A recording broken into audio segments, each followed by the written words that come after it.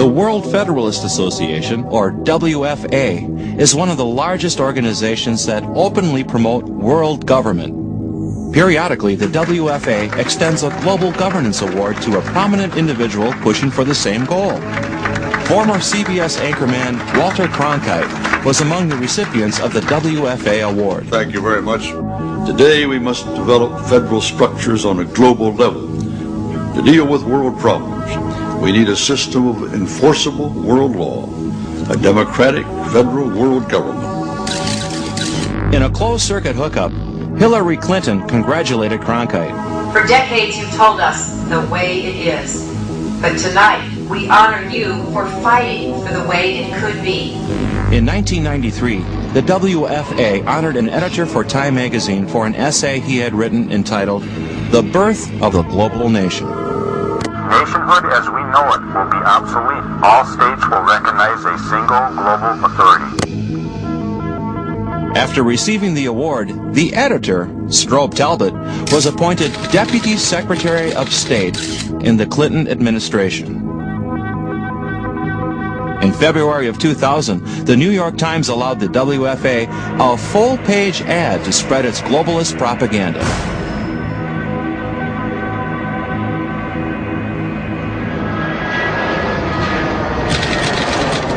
However, those striving for world government generally keep their objective hidden from the public eye.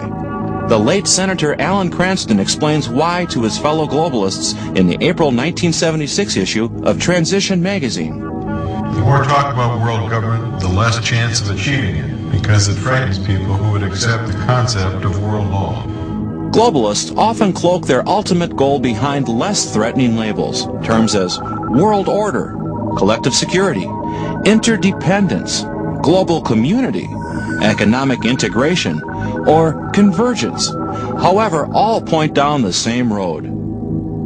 Yet candid admissions do occur. Occasionally, they even expose official policy. One of the most blatant is recorded in a confidential 1961 study. Commissioned by the U.S. State Department, a world effectively controlled by the United Nations directly states the key point. It is world government we are discussing here, inescapable.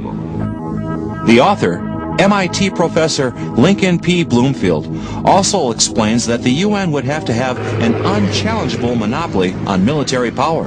A world effectively controlled by the United Nations is one in which world government would come about through the establishment of supranational institutions characterized by mandatory universal membership. National disarmament is a condition for effective UN control. The Bloomfield study is grounded in official American policy. That policy is stated openly in Freedom from War, the United States program for general and complete disarmament in a peaceful world. It was presented to the UN General Assembly by President Kennedy. The document calls for the transfer of national armaments to UN control in 3 stages. Stage 2 proposes that the UN Peace Force shall be established and progressively strengthened. At the dawn of the 21st century, programs to complete this stage are firmly established and well underway.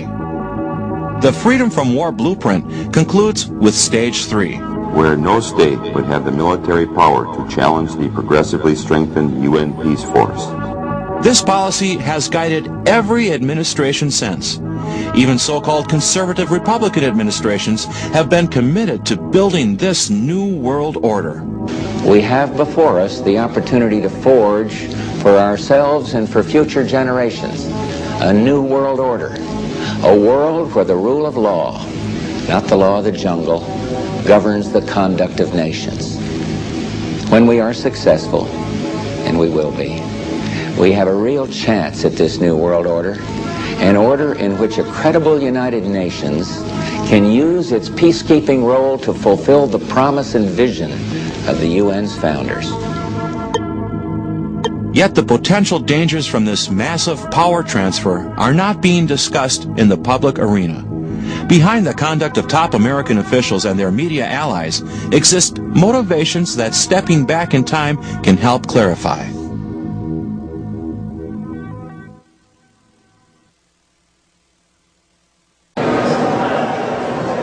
The framers of the Constitution had a profound understanding of human nature. They knew that even the best of men could not be trusted with power, so they designed a government with checks and balances to make it difficult for officials to accumulate and abuse power. The United Nations, however, embodies few of those checks and balances, and it recognizes no moral authority greater than itself. Investigative reporter for the New American Magazine and author of the United Nations Exposed, William F. Jasper. Certainly one of the most important principles embodied in the U.S. Constitution is the recognition that individual rights come from God, and the purpose of government is to protect those rights. The United Nations recognizes no God above the UN. The United Nations therefore recognizes no impediments or restrictions on its power. An early UN peacekeeping operation illustrates the inherent danger of entrusting the UN with power. The setting is the Belgian colony in Africa known as the Congo. In the early 60s, European nations fell under intense international pressure to give up their colonies in Africa and prepare them for independence and self-rule. To hasten this process, the UN formed a committee on decolonization. At the same time, the Soviets were working to gain control of these colonies for themselves. They sponsored so-called liberation movements and conspired to bring their frontmen to power through international pressure, bribery, and even terrorism. In 1960, Belgium yielded to the international pressure and granted independence to the Congo. The Soviets were ready to fill the vacuum. Patrice Lumumba was their man, bought and paid for with cash, arms, luxuries, and all the women, gin, and hashish he desired. With Lumumba as premier, peaceful independence lasted 1 week. Lumumba then unleashed a communist reign of terror against the populace.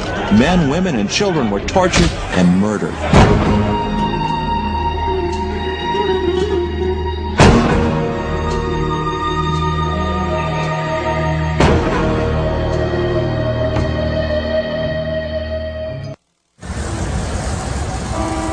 Amidst the terror in the Congo, the province of Katanga remained, by comparison, an island of peace, order, and stability. Under the able leadership of Moise Tshombe, Katanga declared its independence from the Central Congolese regime. "I am seceding from chaos," declared President Tshombe, a devout Christian and an ardent anti-communist. For a brief moment, the courageous people in this infant nation stood as the singular testament to the capability of the newly independent Africans. As a free people, they were capable of governing themselves with a sense of peace, order, and justice. Tshombe's misfortune, however, was to be pro-Western and pro-free enterprise. Nikita Khrushchev declared Tshombe to be a turncoat, a traitor to the interests of the Congolese people. American liberals echoed the Kremlin hue and cry. Soon after, the U.S. joined with the USSR in support of a UN resolution authorizing the world body to send troops to the Congo. The UN troops were used to assist Lumumba, the chief terrorist, in his efforts to subjugate Katanga. UN troops advancing from all sides systematically wipe out all resistance pockets, and in the process machine guns and bazookas, killing many innocent civilians running for their lives to find cover from UN fire. Smith Hempstone, African correspondent for the Chicago Daily News, witnessed the December 1961 UN attack on the capital of Katanga. The UN jets next turned their attention to the center of the city. Screaming in at treetop level, they blasted the post office and the radio station, severing Katanga's communications with the outside world. One came to the conclusion that the UN's action was intended to make it more difficult for correspondents to let the world know what was going on. 46 doctors of Elizabethville, Belgian, Swiss, Hungarian, Brazilian, and Spanish, fired off telegrams to the UN pleading for a ceasefire. Later, they unanimously issued a joint report indicting the UN for atrocities against innocent civilians. Tshombe takes reporters on an eyewitness tour of an Elizabethville hospital, which, although clearly identified by Red Cross markings and flags, had been bombed and shelled by the UN.